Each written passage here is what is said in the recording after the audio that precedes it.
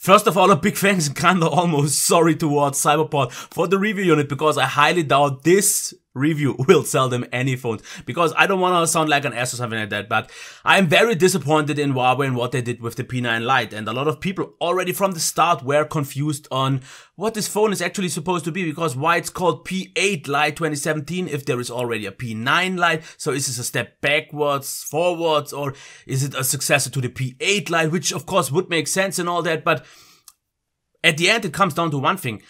My final verdict is don't buy it, and I'm definitely not against Huawei. If you've seen any of my Huawei reviews, I'm very positive towards them because they make great devices, and if you want a great Huawei in this price range, just get the P9 Lite. I will get into a tiny little comparison into that because I wanted to make an actual in-depth comparison, but this phone, once again, is one of those phones that didn't pass my benchmark to be eligible for a full review. And this just stands there, because in my first impressions video, I was actually a little bit too positive about it, because I was optimistic that the few things that did annoy me about this phone would improve. Nah, did not happen. Let me tell you why. First of all, the design, as you can see, it looks still absolutely gorgeous, especially like I said, comparing it to the Honor 8, so similar. Okay, it's a little bit wider and taller, as you can see, but of course, since it's cheaper, it's just a miniaturized as well. But this is all still top, but it falls down at one thing, because the buttons are great, the in-hand feel is great, everything is top, rounded curves, yes, top, but it is the coding, and I've said this and I complained about it in my first impressions video, but I thought it would be just normally, and maybe it's my hands, but I got it confirmed from a few other people by now, and it's a mess, and I don't get it, because the P9 Lite didn't ever have the title for the best coding either, but this is totally still fine. I can easily clean it off, which I can't on the P8 Lite. It's so sticky, and it sometimes even feels like I would go over sandpaper, and I don't want to drag this over too much, but as you can see here, this little black, I can't even clean it properly off, so I have to use some spit or anything to get it off. It is a total mess. It feels awkward because it's so dry, and once you have maybe it's slimed up enough, then it works, but I still think this is a biggest letdown I've seen in terms of display coding in ages, and this already is a huge deal breaker for me. But that's not the only one, because like I said, fingerprint reader of course is also top. Actually, Huawei still makes pretty much the best ones.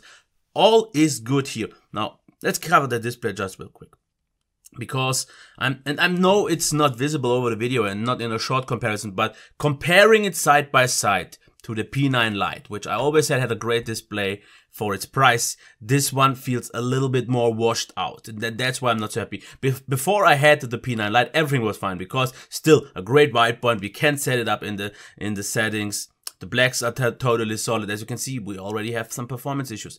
The viewing angles are mostly fine, maximum brightness I would say okay, but the display is still absolutely fine. That's not a huge problem. Just like I said, slightly washed out colors, but just compared to the P9 Lite in normal use, absolutely fine. Speaker, just real quick, because I just don't want to waste too much of your time.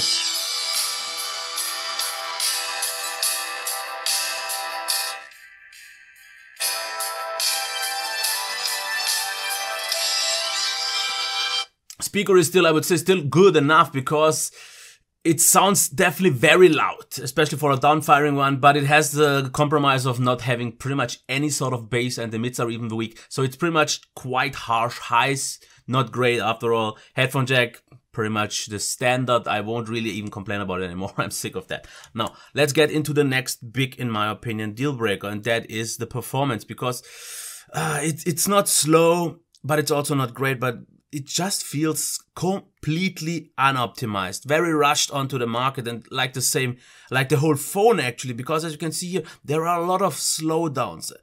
Browser is still mostly fine, but as you can see here, even with this, there is so much stuttering going on, so many slowdowns, and it feels so inconsistent. And I don't get why, because the SoC is powerful. I've used it in the Honor 6X where it performed really, really nice, especially for this price range. But I don't get why this is the case not here, because maybe it's Nougat, because I've noticed that Nougat on EMUI still isn't optimized well, because even on the Mate 9 I saw still a lot of slowdown. So I think they have to heavily optimize EMUI after all.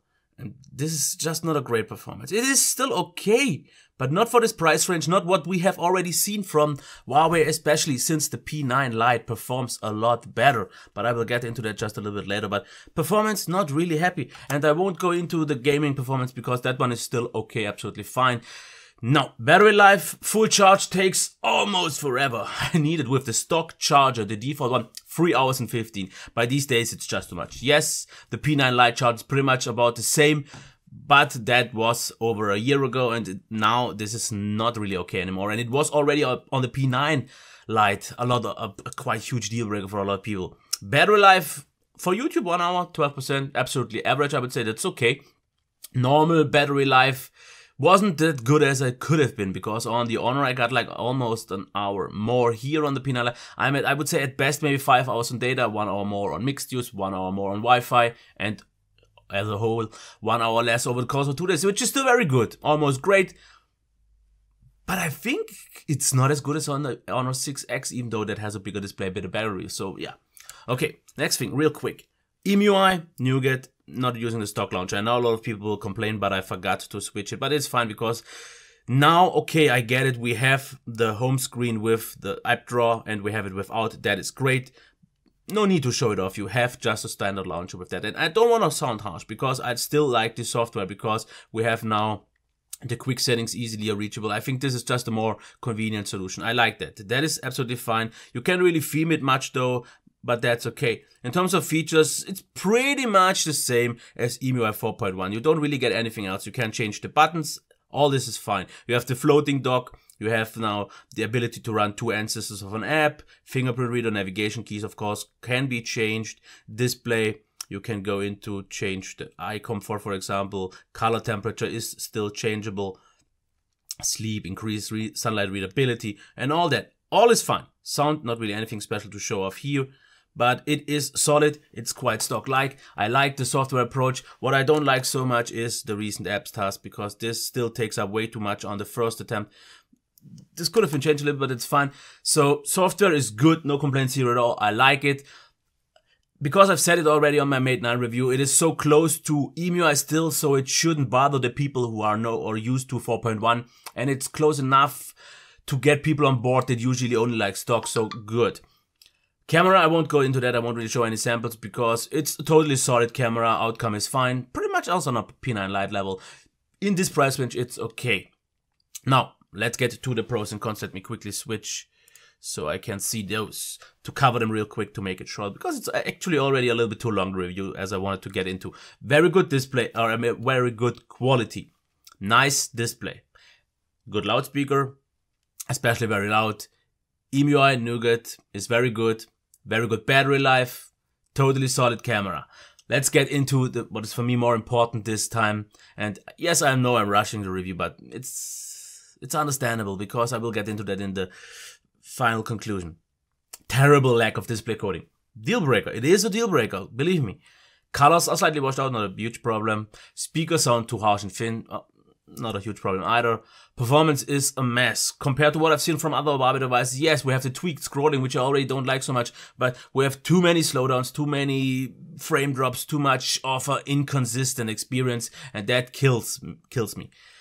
Blurry scrolling, I think the low refresh rate of the panel has something to do with that, because yes, pretty much every Huawei device with an IPS display has a blurry scrolling because of their tweaked scrolling. This gets even enhanced, and an IPS display still has the tendency to produce a blurry scrolling, but it was extremely visible here.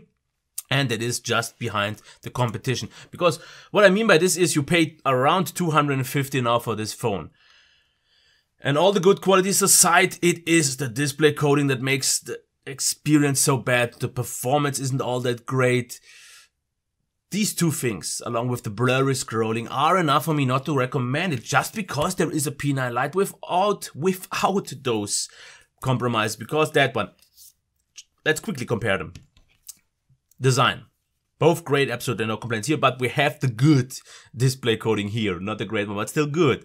In-hand feel, of course, personal preference. We have the plastic back here on the P8, where we have the glass one, but I think both feel great. Display, I like the one on the P9 Lite just more because it's a little bit more saturated, a little bit nicer calibrated in my opinion, a little bit more high quality, not that low refresh rate.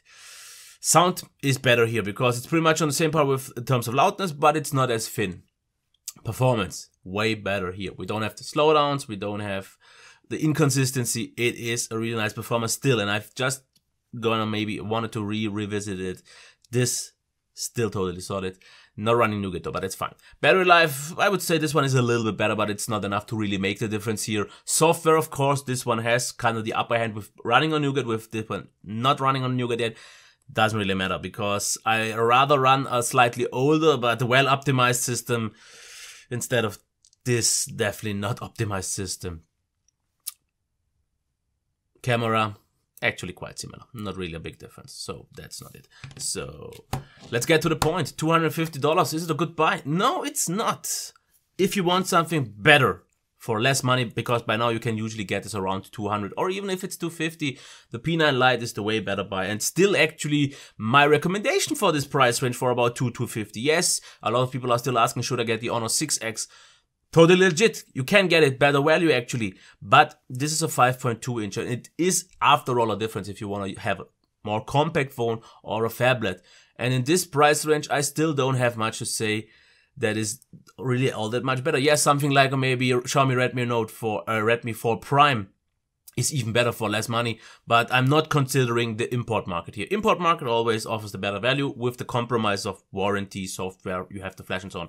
But if you want to get something on the local market, which you should be able, get the P9 Lite. Still my choice. And why they decided to switch and get this on the market, I have no idea. I don't get it. It feels rushed. It feels unpolished.